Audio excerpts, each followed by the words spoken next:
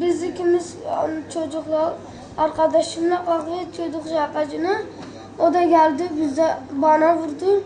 Ben de ona küfür ettim. O da beni ekibe kattı.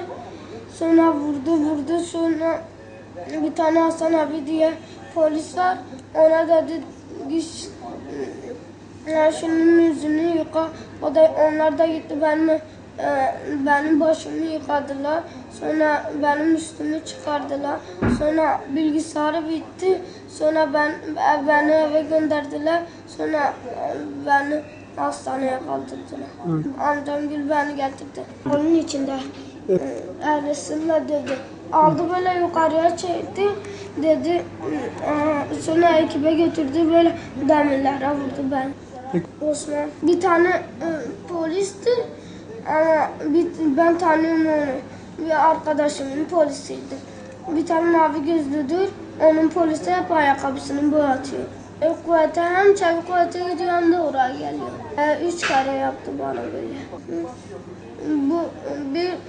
Bir kere daha dönmüştü. O zaman geçiyor. Bir kere daha dönmüştü. İkinci oldu. Şimdi de üçüncü. Daha önce biz bir şey yapmadık. O geldi bize. Dedi gel sana bir şey vereyim, beni dövdü. Ben bir şey yapmadan beni dövdü. Akşam verdiler. 3 gün sonra akşam verdiler.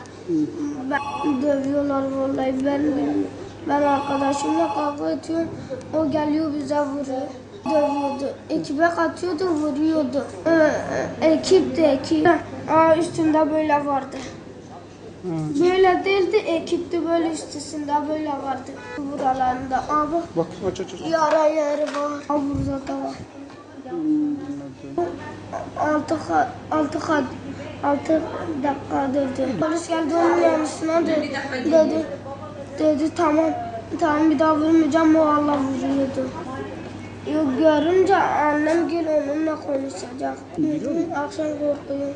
Bir de annem gel benim ateşim varken annem gel benim üstüne parmak atıyordular. Ben o kadar titriyordum, korkuyordum. Şimdi ateşim yok, kusmam yok. İkinci de dışarıda dövdü. Kapının yanında tam da üçüncü de beni yakaladı, ekibin içinde dövdü.